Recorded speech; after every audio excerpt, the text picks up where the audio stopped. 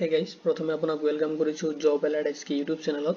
তো আপুনি যিকোনো ব্ৰাউজাৰত ওপেন কৰি ল'ব, যেনেকৈ মই ক্ৰম ব্ৰাউজাৰত ওপেন কৰি লৈছো আৰু তাতে আপুনি সাৰ্চ কৰিব barpeta.tcode.gov.in। ঠিক আছে, তো এটা মই ভিডিঅ ডেসক্ৰিপচনতো মই অফিচিয়েল যেটো ওয়েবসাইট হয় এটো লিংক দি দিম আৰু তাতে আপুনি সাৰ্চ কৰি কিনে যেতিয়া লিংকটো হৈ যাব এটো পেজ ওপেন হৈ যাব যেটো বৰপেটা ডিস্ট্ৰিক্ট জুডিচিয়াৰীৰ অফিচিয়েল ওয়েবসাইট হয়। ঠিক আছে, ইয়াৰ পৰা ৰিকোয়াৰমেন্ট আছে, তো গোটেইখিনি ইনফৰমেশন আপুনি এটো ভিডিঅত ইন ডিটেইলছ পাব। ঠিক আছে, তো ভিডিঅটো শেষলৈকে চাব। মই আপোনাক দেখাই আছো কেনেকৈ নোটিফিকেশনটো পাব, কেনেকৈ এপ্লাই কৰিব। তো যেতিয়া আপুনি এটো অফিচিয়েল পোৰ্টালত যাব, অলপ তলত স্ক্ৰল কৰি যাব, কুইক লিংক যেটো আছে তাতে অলপ স্ক্ৰল কৰি কিনে চাওক ৰিকোয়াৰমেন্ট। ঠিক আছে, তাতে আপুনি ক্লিয়াৰ কৰি অলপ এটা ক্লিক কৰি দিব। ঠিক আছে, ক্লিক কৰি দিয়াৰ পিছত অলপ ওয়েট কৰিব, মধ্যত অলপ নেটৱৰ্কৰ অলপ ইস্যু হৈ আছে, কাৰণ অলপ প্ৰবলেম হৈছে, একো নাই দিয়ক। ঠিক আছে, তো এটো যেটো ৰিকোয়াৰমেন্টছৰ যেটো মানে নোটিফিকেশন হয় এটো এটা আপডেট কৰি দিয়ে। অলৰেডি আহি গৈছে এডভাৰটাইজিংটো। তো যেটো টাইটেল হয় এডভাৰটাইজিংৰ পাৰা লিগেল ভলান্টাৰিজৰ কাৰণে দিছে বৰপেটা ডিস্ট্ৰিক্ট, এটো আন্ডাৰ ডিস্ট্ৰিক্ট আপনাৰ লিগেল সাৰ্ভিস অথৰিটি বৰপেটাৰ পৰা দিয়া হৈছে এটো। এটো টাইটেল হয়, ডেসক্ৰিপচনতো দিয়া আছে advertising for paralegal volunteers PLBS। ঠিক আছে, এটো শৰ্ট ফৰ্মত হয় for Barpeta district under district legal service authority Barpeta. তো আপনাৰ যেটো এপ্লিকেশন অলৰেডি স্টাৰ্ট হৈ গৈছে, এটো আপনাৰ 18 নৱেম্বৰৰ পৰা অলৰেডি স্টাৰ্ট হৈছে আৰু এটো লাষ্ট ডেট আপনাৰ 31st মানে 31 ডিসেম্বৰ লৈকে দিছে। তো ডেট আছে, আপুনি এপ্লাই কৰিব পাৰিব। ঠিক আছে, এটো অফিচিয়েল নোটিফিকেশন হয়, ক্লিক কৰি দিব, ডাউনলোড হৈ যাব। ঠিক আছে, এটো ভিডিও ডেসক্ৰিপচনতো মই দি দিম। তো মই এতিয়া যাম ভিডিওটো আপুনি কেনেকৈ কৰিব গোটেইখিনি ইন ডিটেইলছত মই আপোনাক দেখাম। ঠিক আছে, এতিয়া চাওক এটো অলরেডি পোস্ট আছে, তাতে 50 পোস্ট আছে। পাৰা লিগেল ভলান্টারি যেটো ভ্যাকেন্সি হয় তাতে 50 মানে 50টা ভ্যাকেন্সি আছে। ঠিক আছে, তো মই ডিটেইলছখিনি দেখাই আছো, আপুনি কেনেকৈ এপ্লাই কৰিব, এলিজিবিলিটি ক্ৰাইটেৰিয়া তো গোটেইখিনি আছে মই দেখাই আছো। তো ডিস্ট্ৰিক্ট লিগেল সাৰ্ভিস অথৰিটিৰ পৰা আহিছে বৰপেটা। তেতিয়া চাওক অৰ্গেনাইজেশনটো district level service authority Barpeta যেটো হয়, আৰু নাম্বাৰ অফ পোস্ট আছে আপোনাৰ 50। ঠিক আছে, নাম্বাৰ অফ পোস্ট হ'ল 50 আৰু এডুকেশনাল কোৱালিফিকেশন বিচাৰিছে। যদি আপুনি মিনিমাম 10 পাস কৰিছে তো এপ্লাই কৰিব পাৰিব। ঠিক আছে, যদি আপুনি হাই সেকেন্ডাৰী কৰিছে, গ্ৰেজুৱেচন কৰিছে, মাস্টাৰ ডিগ্ৰী কৰিছে, তথাপি আপুনি এপ্লাই কৰিব পাৰিব, কোনো প্ৰবলেম নাই, কিন্তু মিনিমাম আপুনি 10 পাস কৰা হ'ব লাগিব। ঠিক আছে, যদি আপনি HSLC কোয়ালিফাইড কৰিছে দেন আপনি ইয়াৰ কাৰণে এলিজিবল হয়। ঠিক আছে, তাৰপিছত চাওক এইটো জব টাইপ, জবটো হয় আপোনাৰ আসাম গভৰ্নমেন্টৰ জব হয়। ঠিক আছে, গভৰ্নমেন্ট জব হ'ব এইটো, আৰু আপনি এপ্লাই কৰিব লাগিব অফলাইনত। ঠিক আছে, অফলাইনত কেনেকৈ কৰিব মই দেখাই দিম। ঠিক আছে, পোস্ট পাৰা লিগেল ভলান্টাৰিৰ কাৰণে আছে, PLB স্মল s দিয়া হয়। ঠিক আছে, ভলান্টাৰিজ আৰু নাম্বাৰ অফ পোস্ট 50। তো আপনার যেটো রেকমেন্ডেশন মানে আপনার যেটো স্যালারি পাবো আপনি পার মান্থ। ঠিক আছে, স্যালারিটো আপনার পার মান্থ 20,000 কে প্রোভাইড করিব। ঠিক আছে, আপনি 20,000 টাকা পাবো পার মান্থ মাইলি। তো এডুকেশনাল কোয়ালিফিকেশনটো মই দাদাও দিছিলো, যদি আপনি মিনিমাম HSLC মানে ক্লাস 10 যদি পাস কৰিছে তেতিয়াহলে আপনি এলিজিবল হয়। ঠিক আছে, তাৰপিছত যদি আপনি এনেকুৱা কোনো কোৰ্স কৰিছে, হাই সেকেন্ডাৰী, গ্ৰেজুৱেচন, মাস্টাৰ ডিগ্ৰী যিবা কৰিছে, ঠিক আছে, তেতিয়াহলে আপনি এইটো পোস্টৰ কাৰণে এলিজিবল হয়। এতিয়া চাওক কিছুমান ক্ৰাইটেৰিয়া আছে, এইটো পোস্টত এপ্লাই কৰিব গলে আপোনাৰ কিছুমান ক্ৰাইটেৰিয়া আপুনি চাব লাগিব, যেনেকৈ ধৰক আদাৰ্স ক্ৰাইটেৰিয়া অফ বৰপেটা জুডিচিয়াৰী যেটো ৰিকোয়াৰমেন্টৰ যেটো ক্ৰাইটেৰিয়া আছে এইখিনি চাওক। সিটিজেনশিপ, আপুনি ইণ্ডিয়ান সিটিজেন হ'ব লাগিব। ঠিক আছে, candidate must be Indian citizen as under article 5 and 2B of the constitution India, যেটো কনস্টিটিউশন আছে ইন্ডিয়ান যেটো এক্ট আছে তাৰ আন্ডাৰত আপুনি ইন্ডিয়ান সিটিজেনশিপ হ'ব লাগিব। যদি আপোনাৰ তাত PRC আছে দেন ভাল কথা, যদি নাই বনাই ল'ব। ঠিক আছে, একো নাই। তো সিটিজেনশিপৰ ডকুমেন্টস লাগিব। লগতে চাওক আপোনাৰ এমপ্লয়ি এক্সচেঞ্জ সাৰ্টিফিকেট লাগিব ভ্যালিড। ঠিক আছে, আপনি বৰপেটা ডিস্ট্ৰিক্ট যেটো এমপ্লয়ি এক্সচেঞ্জৰ যেটো মানে অফিস আছে এটোৰ আন্ডাৰত আপনি যেটো মানে আপনি ৰেজিষ্ট্ৰেচন কৰা হ'ব লাগিব। ঠিক আছে, এমপ্লয়ি এক্সচেঞ্জ মাস্ট বি লাগিব, এটো ক্ৰাইটেৰিয়া হয়।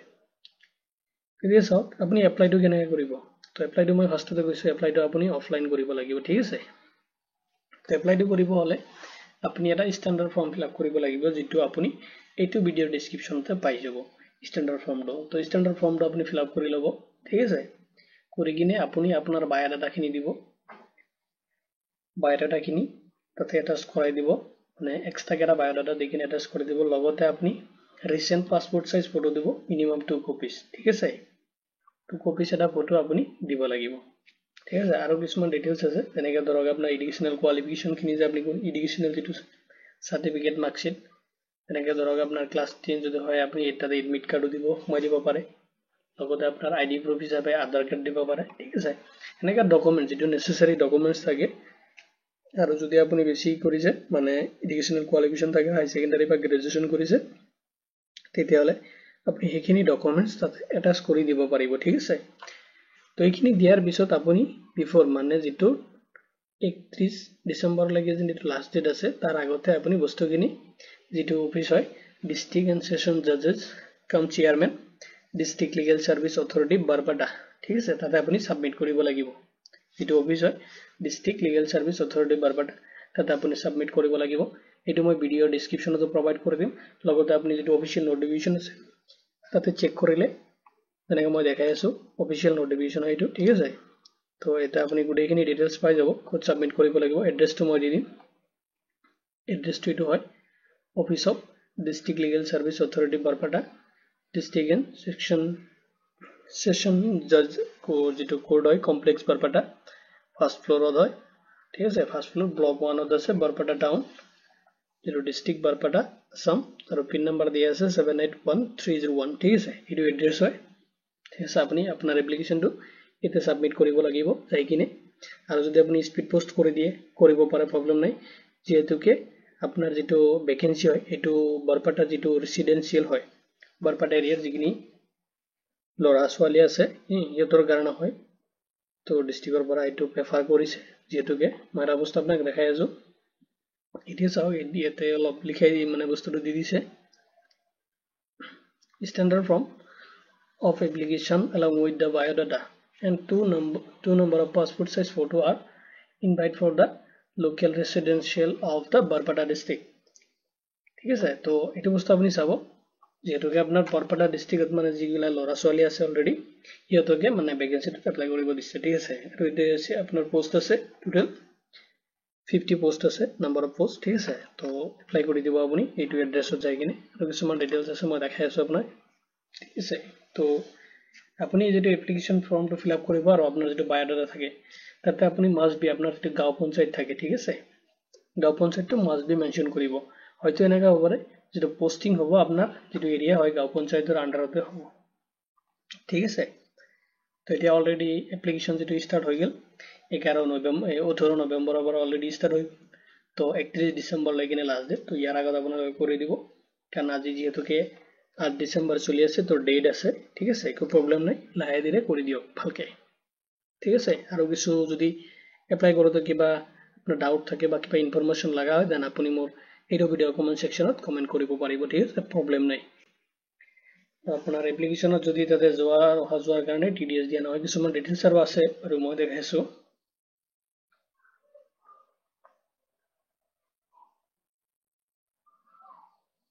এটা চাওক এটা হাইলাইট কৰা বস্তু হয় এটা দিছে no application will be accept after the last date of submission যদি আপুনি 31 ডিসেম্বৰ yani কি 31 ডিসেম্বৰৰ পিছত যদি আপুনি এপ্লিকেশনটো সাবমিট কৰে তেতিয়া হলে এটো একসেপ্ট কৰা নহব ঠিক আছে এটো অলপ ভালকে চাব কাৰণ তাৰ পিছত নহব আৰু এপ্লিকেশনত আপুনি মাস্ট বি একদম সিনসিয়াৰলি মই কৈছো আপুনি আপোনাৰ যেটো গাঁও পঞ্চায়ত হয় এটো মেনশন কৰিব ঠিক আছে কোনটো গাঁও পঞ্চায়তৰ আন্ডাৰত হয় যেটোকে আপোনাৰ জব লোকেশনটো হয়তো নিয়াৰেষ্ট আপোনাৰ যেটো গাঁও পঞ্চায়ত তাতে হ'ব ঠিক আছে